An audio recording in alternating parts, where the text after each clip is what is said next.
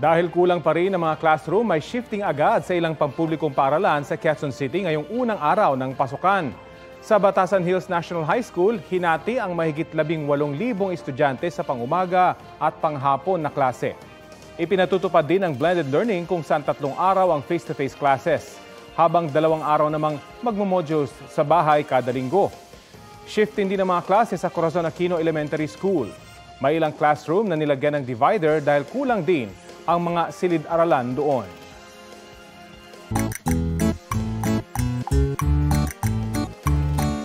Update po tayo sa unang araw ng pasukan sa mga pampublikong paaralan sa Davao City. May ulat on the spot si Argel Relator ng GMA Regional TV 1 Mindanao. Argel, good morning. Magandang tanghali, Argel.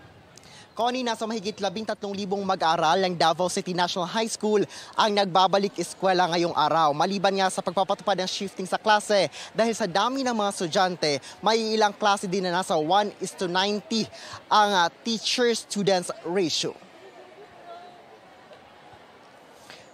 Maagang dumating ang mga mag-aaral ng Davao City National High School na handa na sa pagsisimula ng pasukan. Nagkaroon ng flag raising ceremony kung saan winelcome ng mga guro at mga non-teaching personnel ang mga estudyante. Base sa datos ng DepEd Davao City Division, umabot sa 13,721 ang kabuang bilang ng enrolled students ng City High para sa school year 2023-2024 na siyang pinakamalaking student population sa mga pampublikong eskwelahan sa lungsod at sa buong Davao Region. Sa dami ng mga estudyante ay patuloy na ipinatutupad ngayong taon ang shifting ng klase. May morning shift na magsisimula ng 6:50 ng umaga hanggang 12:30 ng tanghali at afternoon shift naman na magsisimula ng 12:30 ng tanghali hanggang 6:45 ng gabi.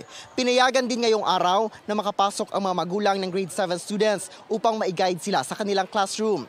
Kahit na nagsimula na ang pasukan, tatanggap pa rin ng enrollees ang paaralan.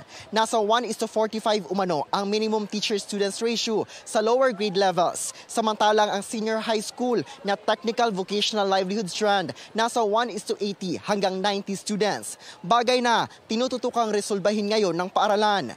Bilang tugon sa kakulangan ng mga guro, prioridad din sa deployment na i-hire ng mga bagong senior high school teachers ang naturang paaralan. Narito ang bahagi ng pahayag ng school principal at schools division superintendent ng DepEd Davao City Division. Naa sila mga lingkuranan. Kung kulang ta sa armchairs, daw mo gyud na perennial problem nato, nagpa-repair po tag mga chairs, and then kung dili na gyud makaya sa wooden nga chairs, na atay mga plastic chairs intended for them.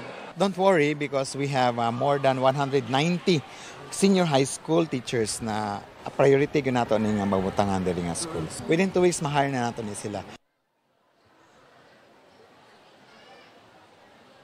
Connie, ngayong araw din ay sabay-sabay na nagbabalik eskwela ang 431 elementary, secondary at integrated school sa Davao City na may kabuuang bilang na 399,000 learners. Balik sa iyo, Connie. Maraming salamat, Argel Relator ng GMA Regional TV 1 Mindanao. Kapuso, alamin ang maiinit na balita. Bisitahin at mag-subscribe sa GMA Integrated News sa YouTube. Sa mga kapuso abroad, samahan nyo kami sa GMA Pinoy TV at sa www.gmanews.tv.